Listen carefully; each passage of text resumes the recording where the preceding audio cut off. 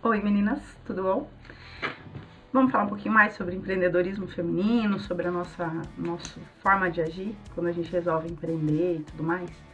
Bom, lembro que no vídeo anterior eu comentei que um dos fatores que faz com que a gente não consiga avançar tanto quando o assunto é empreender, ou que faz com que uma boa parte dos negócios acabe não avançando, é o fato de que a gente tem uma tendência a pensar pequeno ou a não querer pensar grande, né?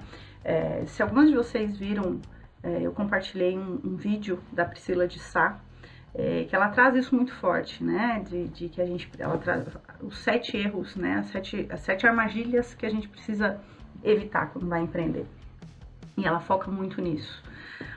E aí, se vocês assistiram, né?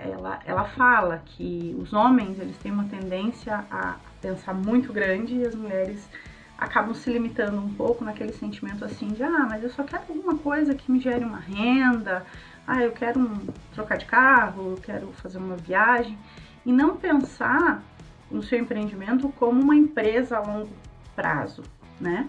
Isso é um padrão? Não estou generalizando, né? Existem muitas mulheres sim que têm esse pensamento, mas no geral, numa média, a tendência é que não. É só vocês pararem para pensar quantas de vocês, no momento de empreender, seja lá qual for o modelo de empreendimento que você tem, quantas de vocês procuraram um canal que pode auxiliar nisso, né, no empreendedorismo, como um Sebrae, como uma SIC, uma MIC, né? A gente acaba às vezes pensando um pouco menor. Isso não é só quando você empreende. No mercado de trabalho, a tendência é essa também. Para vocês terem uma ideia, em 2012 a Mackenzie fez uma pesquisa com seus alunos para identificar a intenção de assumir lideranças, de assumir gerências, cargos de diretoria e afins. Entre os que responderam que tinham interesse, 36% eram homens e só 18% eram mulheres, dos que disseram que sim, que gostariam de assumir uma liderança.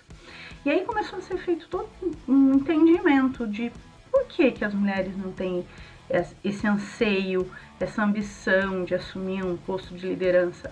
E daí aqui eu tô falando de liderança não dentro de organizações, mas liderança no dia a dia mesmo.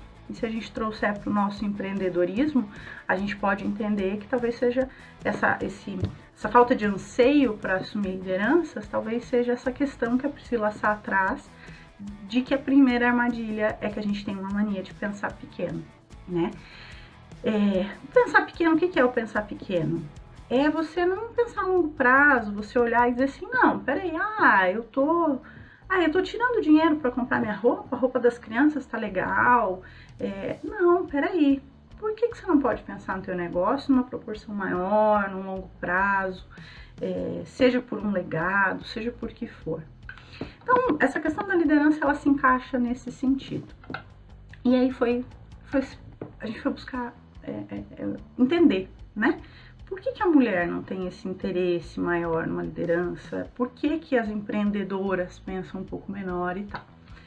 E aí tem muita literatura que fala algumas coisas nesse sentido, e acho que uma delas remete assim. Primeiro, nós, enquanto mulheres, a gente traz na nossa carga genética um DNA mesmo, que acaba vindo em forma de crença, seja que a gente mentalize isso ou não, que vem lá de trás, né? Então você imagina assim, tanto lá na época das cavernas, depois algumas gerações atrás era muito parecido. Na época das cavernas o que acontecia? Era o homem quem ia, lutava, brigava, trazia o alimento para dentro de casa, e a mulher estava ali para receber aquele alimento e para proteger, para cuidar da família, né? No sentido do proteger e cuidar, de pegar aquilo que o homem trazia e prover para a família. Algumas gerações atrás, naquela época que as famílias tinham muitos filhos, dependiam muito da agricultura, os filhos acabam vindo mais para auxiliar em todo esse processo, para auxiliar o próprio sustento da família também, né? Porque você precisava de bastante gente para trabalhar na roça, aquela coisa toda. Nessa época também a gente percebia muito a presença feminina mais dentro de casa, no cuidado com os filhos, na proteção, no cuidado, e o homem como provedor. Então isso é algo que vem genético. Então eu não sou uma pessoa, eu não me considero uma pessoa feminista, não. Eu gosto de estudar e entender o comportamento feminino nas esferas organizacionais, pessoais. Diria que eu sou mais uma curiosa e estudiosa do que qualquer outra coisa. Eu não tenho uma formação em psicologia nem nada disso, mas eu busquei muita informação nesse sentido. E aí, uma das coisas que se entendeu, o que a gente trouxe de toda essa carga genética para hoje, nos dias de hoje? Desde sempre, aqui dentro, sem que a gente nem perceba, e não só na nossa cabeça, mas dos homens também, tá que o homem é o provedor, né? Talvez algumas pessoas discordem de mim do que eu tô falando, mas infelizmente eu não tô dizendo que esse é um pensamento correto ou não, ou errado. Tô dizendo que esse acaba sendo um pensamento que vem de que o homem é o provedor e a mulher é a cuidadora, tá?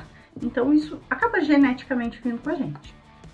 O que não é realidade sempre, né? Nós temos um monte, eu comentei no vídeo anterior também, 56,3% dos lares, ou seja, das instituições com família, só tem a mulher, não tem o papel do homem. Então a gente sabe que isso não é uma realidade, mas são as crenças que vêm de gerações em gerações e estão junto com a gente.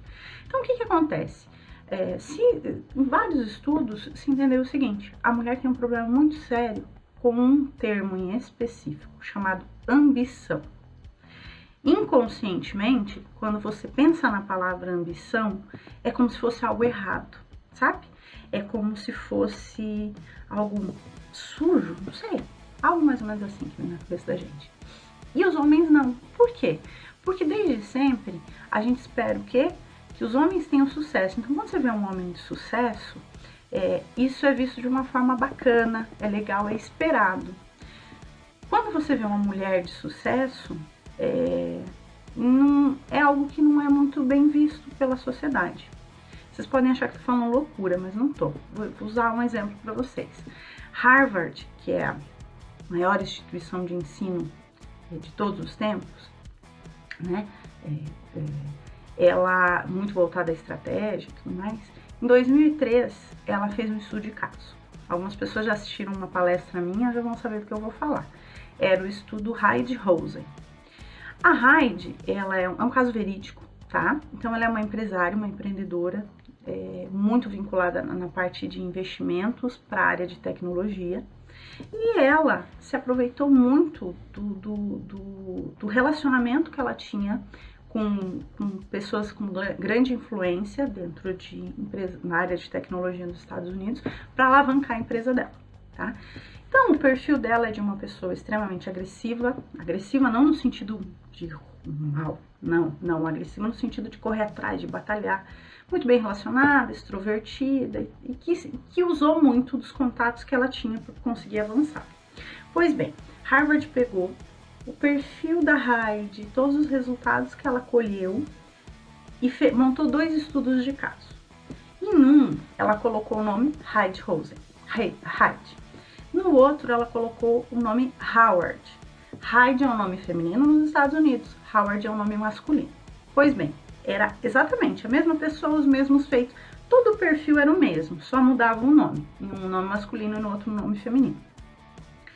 Aí Harvard pegou, separou 2 grupos, tá? Totalmente homogêneos, ou seja, nesses grupos tinham homens, mulheres, vários cargos, várias idades, os 2 grupos muito homogêneos, para que ninguém pudesse dizer, tinham pessoas mais velhas em um, mais velhas em outro, mais homens em um, não, eram homogêneos, muito parecidos. E entregou para esses 2 grupos o estudo de caso. Bom, resumindo a história, tá? Depois que foi feita a leitura por esses grupos, do perfil do profissional e tudo mais, foram feitas algumas perguntas, tá? Entre elas, assim, você considera que esse profissional é competente? Nesse quesito, os 2 grupos disseram que sim. Não tinha como não dizer que sim, os resultados eram os mesmos. Aí perguntou o seguinte: você considera uma pessoa agradável? E aí começa a gente perceber como a questão julgamento, ambição impacta, tá? Lembrem, mesmo caso, um com nome de mulher, outro com nome de homem. A pergunta foi: você considera essa pessoa uma pessoa agradável? Para o grupo que tinha um homem no estudo de caso, o Howard, considerou que sim, que era uma pessoa agradável. Para o grupo que pegou o estudo de caso com o nome da Hyde, consideraram que não era uma pessoa agradável. Quando perguntou se gostaria de trabalhar com essa pessoa, o grupo que pegou um homem disse que sim, que era uma pessoa inspiradora, que gostaria de trabalhar com ele. Para o grupo que pegou a Heidi, não. Acharam que não seria uma boa colega de trabalho e tal. Se você contrataria, foi a última pergunta, não preciso nem dizer, né? O grupo que tinha a mulher no nome disse que não contrataria, e o grupo que tinha um homem disse que sim, que contrataria. Esse estudo de caso, ele vem para mostrar que o único pré-requisito do julgamento, pensem, gente, era o mesmo perfil, as mesmas realizações, as mesmas atitudes tomadas. E o que mudou completamente a análise de um caso para outro foi só o sexo de quem estava fazendo ali, de quem estava no estudo de caso. Então, existe sim uma expectativa diferente para quando você fala de um homem para uma mulher. E isso não é só dos homens. Então, por que eu falo que eu não sou uma feminista? Porque nós mulheres julgamos dessa forma também. Não são só os homens. Pesquisem na internet, vocês vão ver. Estudo de caso Heidi Rosen. Então, isso traz para nós uma carga de que, assim, fica muito claro que você espera que a sociedade, a gente, infelizmente eu tenho mais de 20 anos no mercado corporativo, os últimos 12 anos eu passei em cadeira executiva dentro de empresas nacionais de grande porte e empresas em patamar de internacionalização também, e eu também tenho isso comigo. Então, a gente julga, a gente espera que o homem tenha sucesso, que o homem seja mais agressivo, que o homem busque mais, se aproveite do relacionamento. Lembra que eu falei no item anterior que a gente não usa a cadeia de relacionamento para conseguir evoluir? Isso se espera do homem. Quando é uma mulher, não. Por que não? Porque a gente tem aqui dentro, nas nossas crenças, a convicção de que a mulher ela tem que ser cuidadora, que ela não pode ser muito agressiva. Quando a gente traz isso para o nosso negócio, é mais ou menos aquela coisa assim: não, eu estou montando um negócio, mas é para eu pagar minha continha aqui, para comprar minhas roupas, comprar as roupas das crianças. Ou mesmo quando você é a única responsável pela família, você acaba não tendo aquela coisa, a ambição, essa palavra. Você não tem a ambição de crescer. Por que você não pode olhar e pensar assim: não, poxa, que legal, eu tô aqui, eu tenho a minha empresa, eu tenho meu salão, eu faço muito bem, mas daqui a pouco eu quero ter mais gente, eu quero um salão maior, eu quero ser reconhecida, ou, eu tenho uma... Sabe? Independente do que você faça, por que você não pode pensar grande, né? Então, a gente tem um problema sério com essa palavra ambição. A gente entende que ela é uma coisa ruim. E, gente, a ambição não é ruim. Não é ruim. A gente tem que entender que existe uma diferença entre cobiça e ambição. Existe uma diferença entre você ter uma ambição saudável e aquela ambição que é desmedida, né?